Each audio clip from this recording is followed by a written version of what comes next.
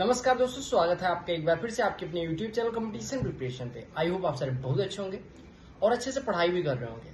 इस वीडियो में हम एसएससी सीएचएसएल 2023 के टीयर 1 का जो टफेस्ट शिफ्ट थी उसके मैथ्स का सोल्यूशन करने वाले हैं। देखेंगे ये शिफ्ट क्यों टफेस्ट थी और ऐसे कौन से प्रश्न आ गए जिसकी वजह से मैथमेटिक्स इसका टफेस्ट माना गया और ओवरऑल ये शिफ्ट भी टफेस्ट थी। ठीक है, बाकी आपको एसएससी सीजीएल 2023 के टीयर 1 का सोल्यूशन मिल चुका है। लिंक डिस्क्रिप्शन में डाल दी गई प्लेलिस्ट की, वो प्लेलिस्ट जरूर चेक करें। कुछ वीडियोज बची हैं वो भी कुछ एक दिन में अपलोड हो जाएंगी। बाकी मैं कोशिश करूंगा सीजीएल और सीएचएसएल के अच्छे प्रश्नों का, जैसे कि आपने देखा होगा टॉप 100 क्वेश्चंस ऑफ सीजीएल 2023 में से 35 प्रश्न मैंने करवा दिए हैं। बाकी के बचे प्रश्न भी जल्द करवा दूंगा। साथ ही साथ सीएचएसएल के भी टॉप क्वेश्चंस को करवा दिया जाएगा, यानी सीजीएल से जो अलग आए हैं या जो थोड़े यूनिक टाइप के आए हैं वो भी करवा दिया जाएगा। ठीक है, तो सीएचएसएल की इस शिफ्ट में यानी इस वीडियो में हम पूरी शिफ्ट करने वाले हैं। मैथमेटिक्स के 25 प्रश्न करने वाले हैं और बाकी की जो वीडियोज आएंगी वो टॉप क्वेश्चंस की आएंगी, ताकि वो मेंस के लिए भी फायदेमंद रहे और प्री के लिए भी फायदेमंद रहे। तो चलो स्टार्ट करते हैं। चैनल पे नए होंगे तो सब्सक्राइब कर लेना। साथ ही साथ कि कितने नंबर पे मेंस की पढ़ाई करना शुरू करें, तो अगर आपके 140 स्कोर बन रहा है, यानी कि रॉ स्कोर अगर 140 प्लस है यूआर कैटेगरी में, तो आप मेंस के लिए पढ़ो।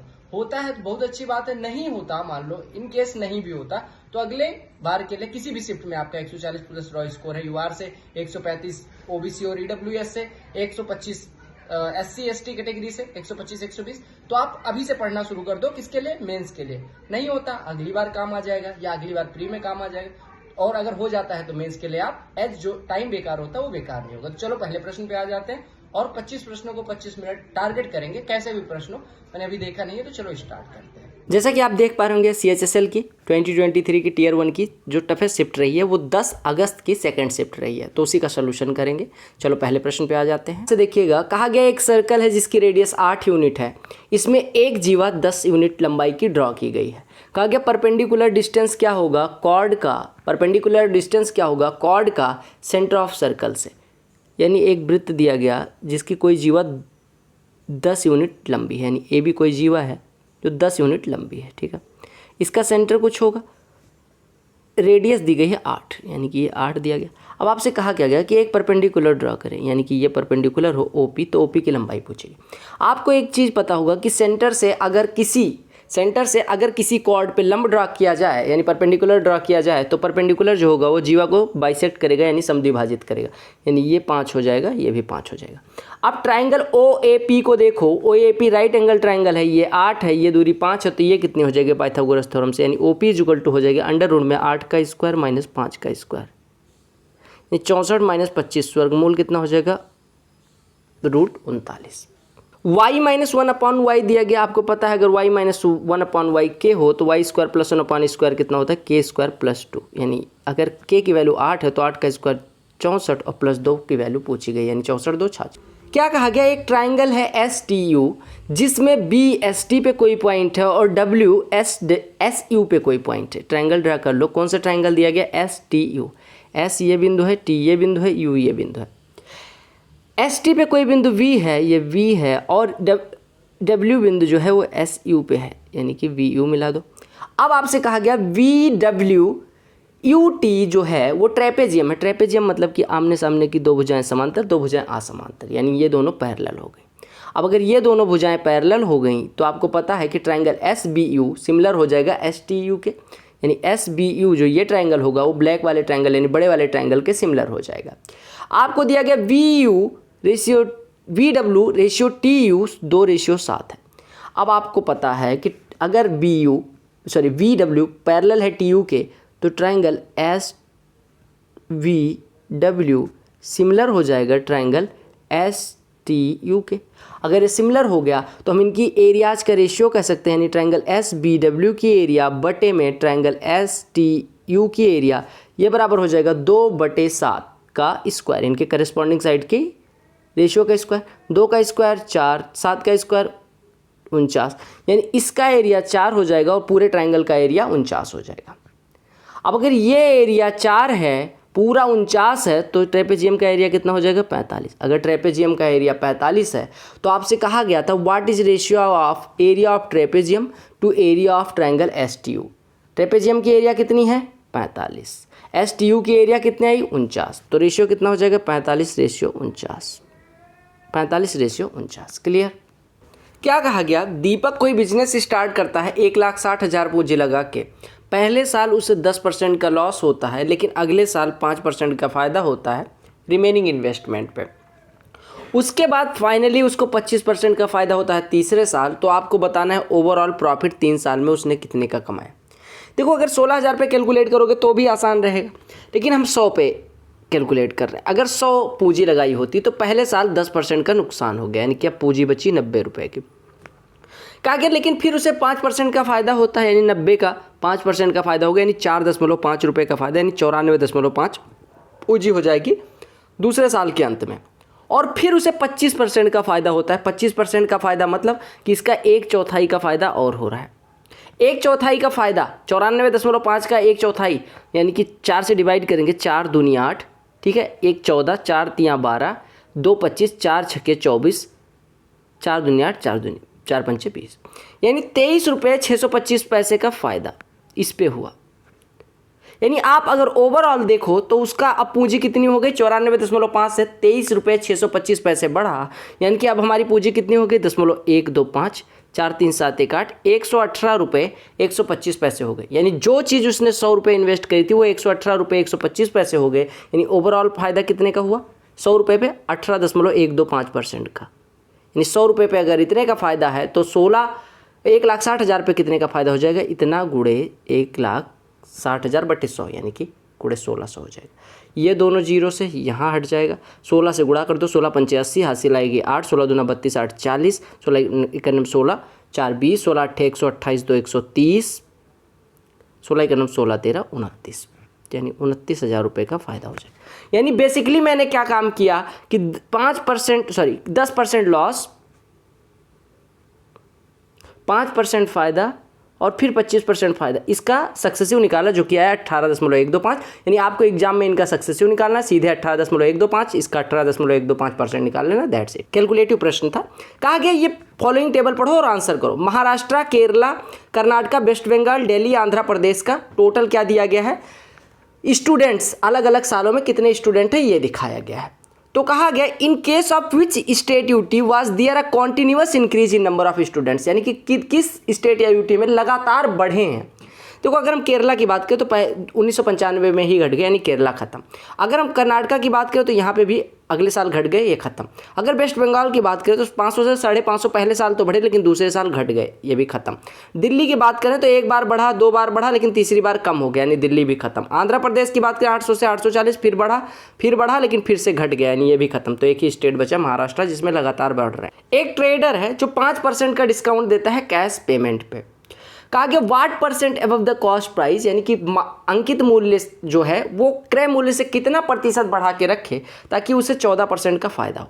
देखो अगर आप मार्केट प्राइस कुछ रखते हैं तो उस पर 5% का डिस्काउंट आपको देना पड़ेगा कैश, यानी कि 95% में बेचना पड़ेगा, यानी 19/20 में बेचना पड़ेगा। और इतने में बेचने पे कॉस्ट प्राइस पे कितने का फ़ायदा होना चाहिए 14% का, यानी कॉस्ट प्राइस के 114/100 के बराबर होना चाहिए।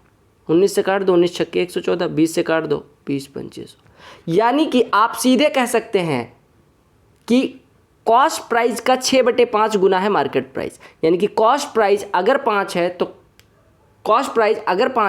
तो मार्केट प्राइस कितना हो जा रहा है 6। यहाँ से 5 MP बराबर 6 CP कह लेते हैं। यानी कि अगर 5 रुपये वाली वस्तु 6 रुपये लिखी गई तो कितना % बढ़ाया गया 20%।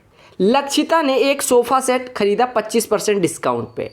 उसकी कैलकुलेशन के बाद उसने नोटिस किया कि अगर उसने डिस्काउंट ना पाया होता तो उसे 22,400 और पे करना पड़ता।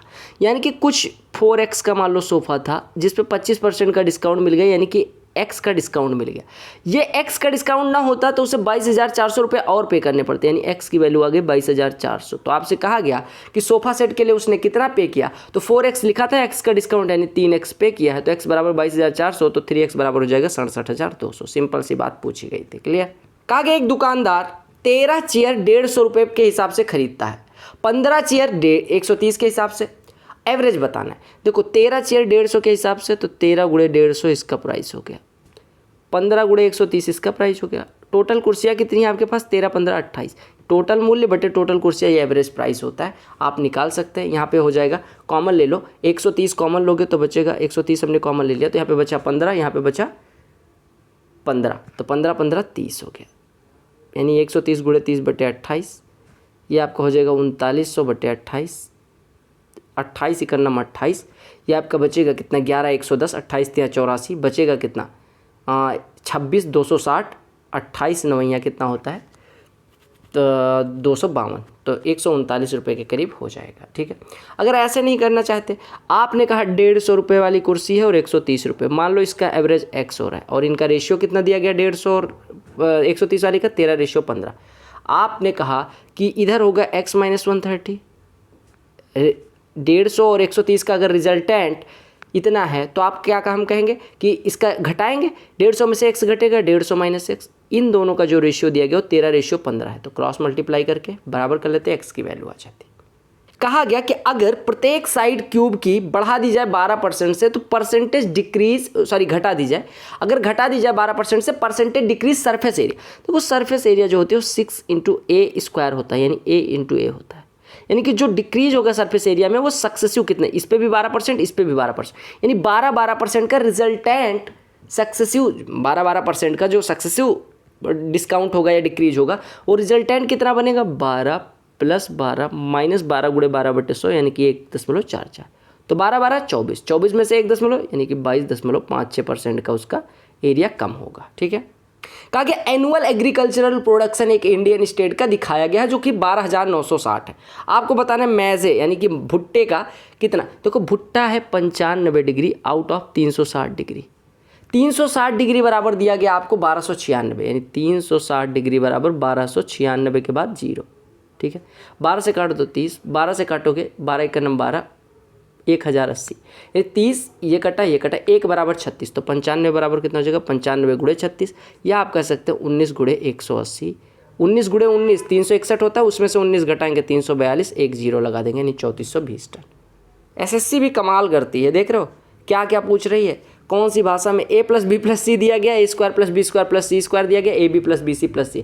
आप हमेशा याद रखना ab + bc + c होता है half times of a + b + c का whole square minus a² + b² + c², ये ब्रैकेट में कर देना। ठीक है, ये होता है, तो आप सीधे वैल्यू पुट कर दो, half times of a + b + c का होल स्क्वायर यानी 400 माइनस इसकी वैल्यू 262, 400 में से 262 घटेगा 138 का आधा 69। पहला ही प्रश्न समझ लो, फिर से पूछ लिया गया, कहा गया एक वृत्त की एक जीवा है जिसकी लंबाई 24 सेंटीमीटर है, 24 सेंटीमीटर, डिस्टेंस 5 सेंटीमीटर, यानी ये लंबा डिस्टेंस 5 है। अगर परपेंडिकुलर ड्रा करेंगे तो बाइसेक्ट करेगा, यानी 5 है, ये 12 है, तो ये पाइथागोरस से ये कितने हो जाएगी 13 हो जाएगी। संजना एक बोट को 9 किलोमीटर प्रति घंटे की स्पीड से स्टिल वाटर में रन करवा सकती है, यानी बोट की स्पीड दे देगी 9 किलोमीटर प्रति घंटे। It takes her twice as long to row up a certain distance as to row down the same distance in river. Twice time लगता है, यानी कि अगर वो मान लो d डिस्टेंस थी, ठीक है, इसको अपवर्ड जाती है और d डिस्टेंस को ही डाउनवर्ड जाती है, तो आपसे कहा गया जो टाइम लगता है वो इसका दुगुना है, यानी अपवर्ड स्पीड से d डिस्टेंस जाए और डाउनवर्ड स्पीड से d डिस्टेंस जाए, यानी धारा की दिशा में जाए और धारा की विपरीत, तो धारा की विपरीत दिशा में लिया गया समय धारा की दिशा में लिए गए समय का दुगुना है, यानी कि धारा की दिशा में जो चाल होगी यानी कि डाउनवर्ड स्पीड बराबर हो जाएगी 2 टाइम्स ऑफ अपवर्ड स्पीड। ठीक है, तो आपसे कहा गया रेट ऑफ स्ट्रीम बताना है। देखो डाउनवर्ड स्पीड कितनी होती है, बोट की स्पीड प्लस स्ट्रीम की स्पीड। अपवर्ड स्पीड क्या होती है, बोट की स्पीड माइनस स्ट्रीम की स्पीड। यहाँ से आप सॉल्व करोगे तो b बराबर 3s आ जाएगा, b की वैल्यू है 9, तो 3s बराबर 9, तो s बराबर 3 हो जाएगा, यानी स्ट्रीम की स्पीड 3। यहाँ पे एलसीएम ले सकते हो, एलसीएम लोगे तो कितना हो जाएगा mn nl और lm का एलसीएम lmn हो जाएगा। तो यहाँ पे l से गुणा कर दो l3, यहाँ पे m से गुणा m3, यहाँ पे n से गुणा n3। आपको पता है अगर l + m + n 0 हो तो l3 + m3 + n3 की वैल्यू कितनी होती है 3lm। आपने ABC के फॉर्म में पढ़ा कि a³ + b³ + c³ की वैल्यू होती है 3abc, अगर a + b + c बराबर 0 हो, तो ये कट गया, आपका आंसर 3 हो गया। अब इसका वैल्यू 3 है, इसका स्क्वायर किया गया, यानी आपका आंसर 9 हो गया। क्लियर। थीटा एक्यूट एंगल है, आपको दिया गया sin θ cos θ बराबर इतना, तो आपको बताना है थीटा की वैल्यू क्या होगी। देखो कॉस थीटा से पहले काट दो, यहाँ पे कॉस स्क्वायर थीटा बचेगा, यहाँ पे यानी साइन थीटा बराबर बचा 2 कॉस स्क्वायर थीटा माइनस 1/4। यानी हम कह सकते हैं 2 कॉस स्क्वायर थीटा, ऐसे देखो साइन थीटा बराबर 2 × 1 माइनस साइन स्क्वायर थीटा लिख सकते हैं, यानी 2 - 2 साइन स्क्वायर थीटा माइनस 1/4। 4 से मल्टीप्लाई कर दो तो 4 साइन थीटा और 2 साइन स्क्वायर थीटा को इधर ले आओ प्लस 2 साइन स्क्वायर थीटा, और यहाँ पे 8 - 1 7, तो इधर आएगा तो माइनस का 7 बराबर 0।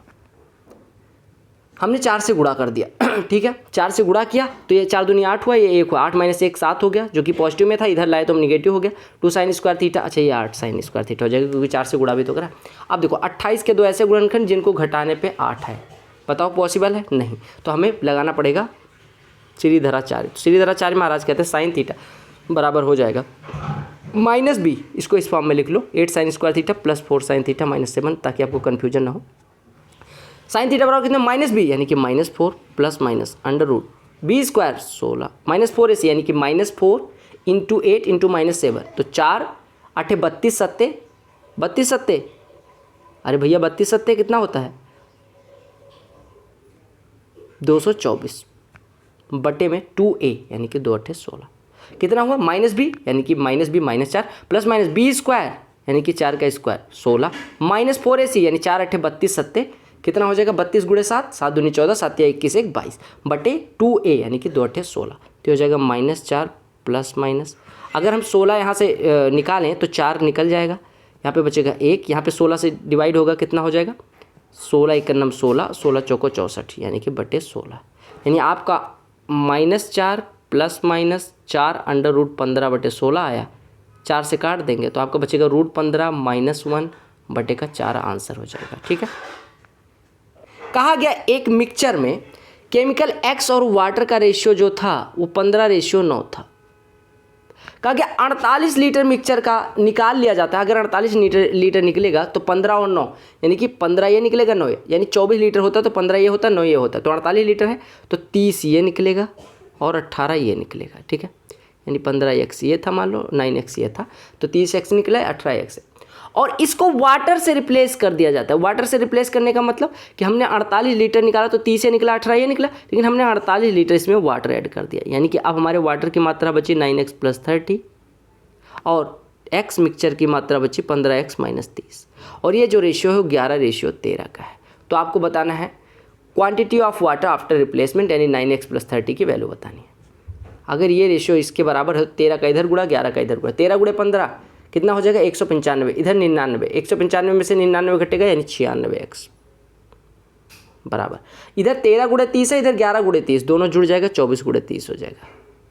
24 से कटा 24 4, यानी 4x बराबर हो गया 30, 4x बराबर 30 हो गया, तो 2x बराबर कितना हो जाएगा 15, या x बराबर 7.5, x बराबर 7.5 हो गया, तो 9x + 30 निकालना था, तो 9 × 7.5 यानी कि 67.5 और 30 और जुड़ जाएगा, यानी 97.5 लीटर वाटर की मात्रा हो जाएगी। x, y और z कोई कार्य 20, 12 और 28 दिन में कर सकते हैं, 20, 12 और 28 दिन में कर सकते हैं। अगर एक साथ काम करें 20, 12, 28 का एलसीएम, यहाँ पे 5 बचेगा, यहाँ पे 3, यहाँ पे 7, 4 से काटने के बाद, तो 5 या 15, चौको 60 और 7 420, यानी 420 यूनिट टोटल काम मान लो। 20 दिन में 420, एक दिन में 21, 12 दिन में 420, एक दिन में 35, 28 दिन में 420, एक दिन में 15, तीनों मिलके कितना करेंगे 21, 15, 36, 25, 71, एक दिन में 71 हो रहा है। 420 यूनिट करने के लिए लगभग 6 दिन की आवश्यकता होगी। करना है, हालांकि प्रश्न अच्छा है। देखो सबसे पहले ब्रैकेट सॉल्व करेंगे, 1 सही 1/2 धन 1 सही 1/3 जुड़ेगा, 1 1 2 और 1/2 1/3 जुड़ेगा, तो कितना हो जाएगा 5/6, यानी 2 सही 5/6 लिखा हुआ है। 2 सही 5/6 इसको इधर रहने, पहले डिवाइड वाले को सॉल्व कर लो। ये लिखा हुआ है 9/5 और डिवाइडेड बाई है तो गुणे में लगा के 4/4 या 12 3 15 लिख लो, और ये भी गुणे में है। 2 सही 5/6 को अलग रखो। ठीक है, गुणे में ये कितना है 3 सही 1/3 यानी 10/3 है, और धन 4 सही 1/3 का मतलब कितना हुआ 3 चौको 12 1 13/3। ठीक है, अब सॉल्व करो इसको। देखो 3 से 9 कटेगा 3 होगा, 3 से ये 5 हो जाएगा, 5 से ये 2 हो जाएगा, यानी आपका बचा कितना 8/5, और गुणे में 2 सही 5/6 यानी 6 दूनी 12 5 17/6 बचेगा। ठीक है, प्लस 13/3 बचा है। 13/3 को 130/30 लिख सकते हो। यानी आपका बचा कितना, या 30 ना लिखो, अभी देखो 13/3 को 13/3 ही रहने दो, 13/3 है, ठीक है। अब देखो 2 से काटोगे 3, 2 से काटोगे 4, यानी 68/15 इधर है, और 5 से ऊपर नीचे गुणा कर दो तो 65/15 ये है, यानी 65/15 धन 68/15, तो 5 8 13, 6 6 12 1 13, 133/15 इधर हो गया।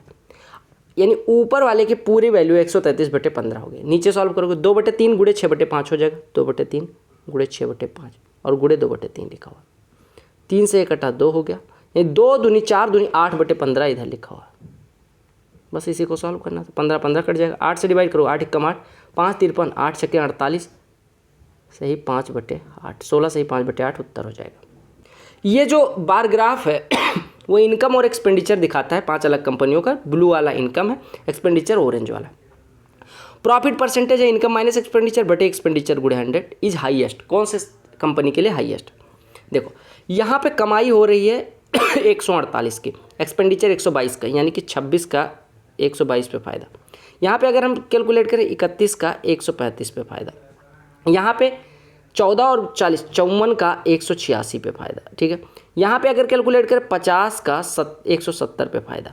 यहाँ पे कैलकुलेट करेंगे तो 22 का 166 पे फ़ायदा। अब देखो आप क्या काम करो, काटो 26 चौको 104, 26 चौको 104, 26 पंचे 130, लगभग 1/5 के बराबर इसकी वैल्यू आई।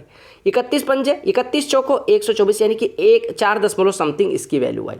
अगर हम यहाँ काटेंगे तो 3 बार ही जाएगा, यानी कि 3 दशमलव समथिंग। 50 से काटेंगे इसको, 50 3 150, 3.4 के करीब, 3.8 के करीब वैल्यू आएगी। 22 से काटेंगे, 22 1 22, 22 8 176, यानी कि 7.5, 1/7.5 यह आया, 1/3.8 यह है, 1/3.54, 162, यानी कि 3.4 के करीब ये आया, और ये हो गया 1/4 के करीब, ये हो गया 1/5। अब जिस आपको पता है 1 के बटे में जितनी बड़ी संख्या लगाओगे उसकी वैल्यू उतनी कम होगी, तो सबसे छोटी वैल्यू कहाँ पे लग रही है? 1 बटे यहाँ पे, यानी कि सी के अराउंड, सी और डी में अब कैलकुलेट करना है, क्योंकि यही दोनों जगह आपने देखा कि 1/3 पॉइंट समथिंग है। तो सी और देखो यहाँ पे 1/5 के करीब आ रहा है, यहाँ पे 1/4 के करीब आ रहा है, ठीक है, 1/4 से थोड़ा ज़्यादा। तो ये दोनों तो जिनका हर बड़ा वो भिन्न छोटी, अगर अंश बराबर हो तो हर जिसका बड़ा वो भिन्न छोटी, तो आप इन दोनों में कैलकुलेट करोगे। अब इन दोनों में कैलकुलेट करने के लिए आपने कहा यहाँ पे 54 का फ़ायदा है 186 पे, और यहाँ पे 50 का फ़ायदा है 170 पे। डिवाइड करो, ये 500/17 लिखा, 17 दूना 34, 16 160, 17 9 153, 7 17 चौको 68, 29.4%। 2 से काटोगे 27, 2 से काटोगे 2 9 18, 93 के करीब, 2700/93, 93 दूना 186, 14 इधर 70 इधर, 84 बचा, 84 यानी 840, 9 बार ले जाओगे जाएगा, 9 3 27, 9 9 81, यानी कि 9 बार जाएगा, 9 बार ले जाओगे, 9 3 27, 9 9 81 2 83, यानी कि बचा कितना 30। 30 में 0 लगाना पड़ेगा। अब बताओ ये सी का परसेंटेज है, ये डी का परसेंटेज, ज़्यादा कहाँ पे है? डी का 29.4। तुलना कर लिया तो हमें सबका नहीं कैलकुलेट करना पड़ा। कहा गया सर्टेन एनुअल रेट पे, सिंपल इंटरेस्ट पे एक धन हो जाता है 9 गुना 21 साल में। 9 गुना 21 साल में कहने का मतलब 21 साल में एक था तो 9 हो गया, यानी कि 8 का ब्याज, यानी 800% का ब्याज मिला 21 साल में। कहा गया कितनी रेट ऑफ इंटरेस्ट से सेम अमाउंट 12 गुना हो जाएगा 25 साल में। कहा गया how much does the rate of interest change if the same sum of money has to become 12 times its original value in 25 साल में। देखो 21 साल में 800% बढ़ा, यानी रेट ऑफ इंटरेस्ट कितना था? 21, 800/21। अभी हमें कहा गया कि 12 गुना होना है, यानी कि 1100% इंटरेस्ट मिलना चाहिए 25 साल में, यानी 1100/25 अब रेट ऑफ इंटरेस्ट होना चाहिए। तो चेंज क्या हुआ? 800/21 से बढ़ के 1100/25 हो गया, तो यानी कितने का चेंज? अगर काटो तो लगभग ये 40% हो जाएगा, और ये अगर काटोगे तो 25 चौको 100, ये लगभग 44% हो जाएगा। लेकिन सॉल्व करना पड़ेगा, निकालो। 25 से काटोगे 25 चौको 100, 25 चौको 100, 44% यहाँ हो गया। 21 से काटोगे तो 21 तिया 63, ठीक है 21 तिया 63, ये बचेगा 17 170, 21 8 168, ठीक है, यानी कि 38% का यहाँ रेट ऑफ इंटरेस्ट था, 44% का यहाँ था। डिफरेंस कितना है? 6% का।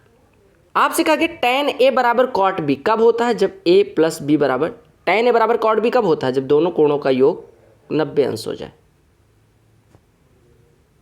ये बराबर 90 हो गया, यानी 5 थीटा प्लस 5 साई प्लस 10 बराबर 90, यानी ये दोनों का योग 80 हो गया, यानी थीटा प्लस साई कितना हो जाएगा, 16 डिग्री। क्लियर हो गया। पार्टनरशिप से भी प्रश्न पूछा गया, पी क्यू और आर 1000, 1200 और 1500 इन्वेस्ट करते हैं, ठीक है। उनका 666 में प्रॉफिट का शेयर क्या होगा। आपको पता है अगर टाइम सेम समय के लिए इन्वेस्ट किया जाए, हमेशा प्रॉफिट का रेशियो होता है इन्वेस्टमेंट इनटू टाइम का रेशियो, तो टाइम तो सबका बराबर है, यानी इनका रेशियो बराबर हो जाएगा इनके इन्वेस्टमेंट का रेशियो। तो 10, 12 और 15 जोड़ोगे तो 37 हो जाएगा। 37 का लाभ बराबर 666 है, यानी एक बराबर कितना हो जाएगा, 37 कम 37, ये बचेगा कितना, 29, 296, ठीक है, 296 और ये 9 हो जाएगा, ठीक है, 296। अरे देखो 296 इसको डिवाइड करोगे 8 हो जाएगा, ठीक है, क्योंकि 37 8 296 होता है, यानी एक रेशियो बराबर 18। तो पी का प्रॉफिट 18 गुणे 10, क्यू का प्रॉफिट 18 गुणे 12 और आर का प्रॉफिट 18 गुणे 15 हो जाएगा, यानी प्रॉफिट सबका निकाल लो, ठीक है। अब आपसे कहा गया था कि what should be share of Q, Q का प्रॉफिट पूछा गया था तो ऐसे, पी का पूछा जाता है ऐसे, आर का ऐसे। अगर क्यू का निकालना था तो 12/12 प्लस 15 प्लस 10, यानी 12/37 गुणे 666, तो लगभग ये 1/3 हिस्सा होता, 1/3 666 में डिवाइड होता तो 222 के करीब हो जाता, सबसे करीब यही ऑप्शन था। कठिनम क्या बोलते हैं, कठिनम, हाँ कठिनम प्रश्न है, sin 45 cos 45 1/√2 प्लस 1/√2, कितना कठिन है। मैं इसको राइटिंग बिठा के लिखूंगा तो 2/√2, 2 होता है √2 का स्क्वायर बटे में √2, ये इसकी पावर काट देगा, गलत करोगे आपके नंबर काट देगा। एक सर्कल में एक आर्क 84 डिग्री का कोण बनाता है, एक आर्क है जो 84 डिग्री का लगभग कोण बनाता है, ये 84 डिग्री का कोण बनाता है। लेंथ ऑफ आर्क 22 सेंटीमीटर दी गई, ठीक है, तो आपको रेडियस निकालनी। इसका मैंने एक नया तरीका ढूंढा है कि 84 डिग्री का आर्क अगर 84 डिग्री कोण बनाने वाले आर्क की लंबाई 22 है तो 360 डिग्री वाले के कितनी हो जाएगी, 22/84 गुणे 360 हो जाएगी। और अगर कोई आर्क केंद्र पे 360 डिग्री का कोण बनाता है तो उसकी वैल्यू क्या होती है, परिधि के बराबर, यानी 2πr के बराबर, यानी 2 गुणे 22/7 गुणे रेडियस के बराबर हो गया। 7 से 84 कटा 12, 12 से 360 कटा 30, 22 से 22 कट गया, यानी 2r बराबर 30, यानी r बराबर 15 डिग्री।